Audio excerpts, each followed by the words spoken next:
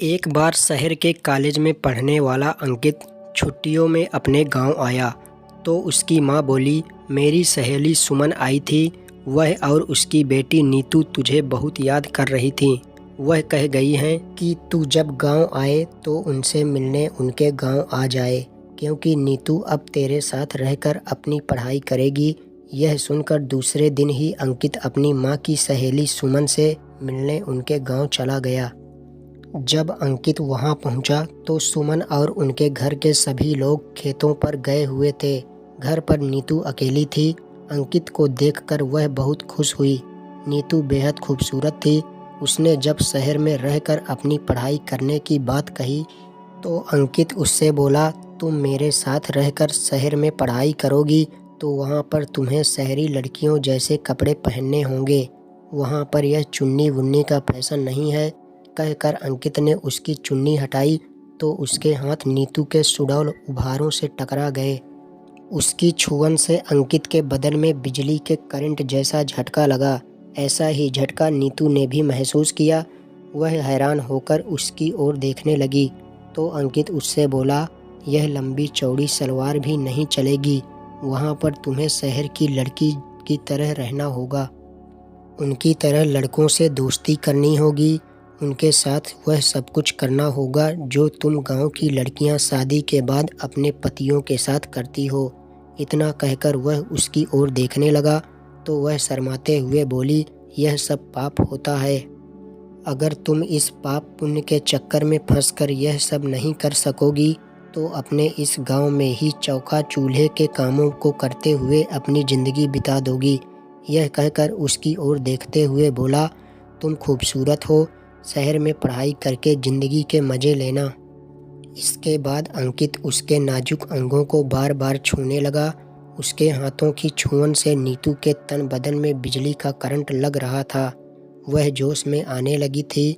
नीतू के माँ बाप खेतों से शाम को ही घर आते थे, इसलिए उन्हें किसी के आने का डर भी नहीं था।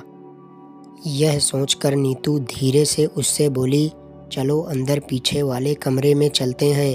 यह सुनकर अंकित उससे अपनी बाहों में उठाकर पीछे वाले कमरे में ले गया।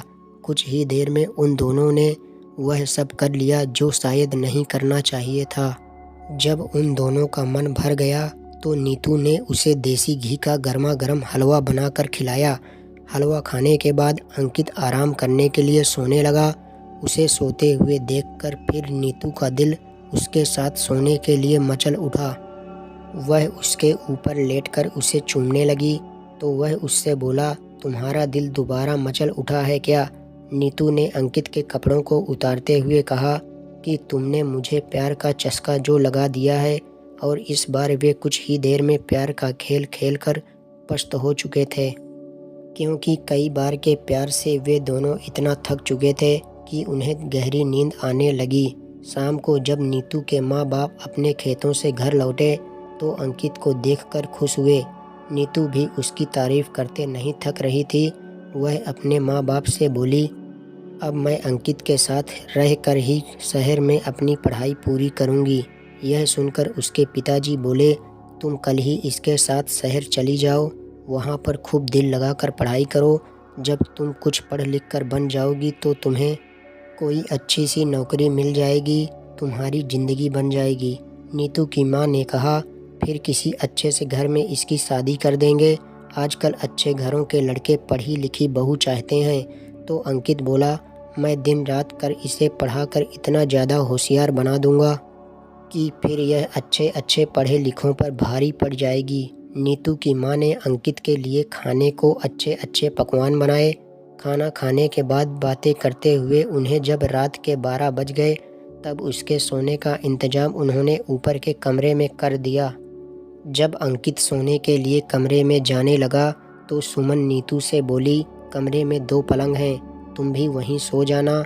वहाँ पर अंकित से बातें करके शहर के रहन सहन और अपनी पढ़ाई लिखाई के बारे में भी अच्छी तरह पूछ लेना।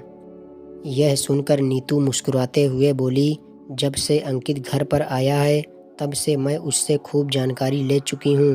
पहले मैं एकदम अनाड़ी थी, लेकिन अब मुझे इतना होशियार कर दिया है कि अब मैं सब कुछ जान चुकी हूँ कि असली ज़िंदगी क्या होती है, यह सुनकर सुमन खुशी से मुस्कुरा उठी। वे दोनों ऊपर वाले कमरे में सोने चले गए। कमरे में जाते ही वे दोनों एक दूसरे पर टूट पड़े। फिर शहर में आकर अंकित ने नीतू के लिए नए नए फैशन के कपड़े खरीद दिए, जिन्हें पहनकर वह एकदम फिल्म की हीरोइन जैसी फैशनेबल हो गई। अंकित ने एक कॉलेज में उसका एडमिशन भी करा दिया। जब उनके कॉलेज खुले तो अंकित ने अपने कई अमीर दोस्तों से उसकी दोस्ती करा दी, तो नीतू ने भी अपनी कई सहेलियों से अंकित की भी दोस्ती करा दी। गांव की सीधी साधी नीतू शहर की ज़िंदगी में ऐसी रम गई कि दिन में अपनी पढ़ाई और रात में अंकित और उसके दोस्तों के साथ खूब मौज मस्ती करती थी। जब नीतू शहर से दूसरी लड़कियों की तरह बन संवर कर अपने गांव जाती, तब सभी लोग उसे देखकर हैरान रह जाते थे। उसे देखकर उसकी दूसरी सहेलियां भी अपने माँ बाप से उसकी तरह शहर में पढ़ने के लिए जिद करके शहर में ही पढ़ने लगी थी। जब अंकित उसके गांव की सहेलियों के साथ भी मौज मस्ती करने लगा था, उसने नीतू की तरह उनको भी प्यार का चस्का लगा दिया था और उनसे भी वह खूब मज़े लेता था। आपको हमारी यह कहानी कैसी लगी, कमेंट बॉक्स में हमें ज़रूर बताएं और ऐसी ही कहानियों के लिए हमारे चैनल को ज़रूर सब्सक्राइब कर लें। धन्यवाद।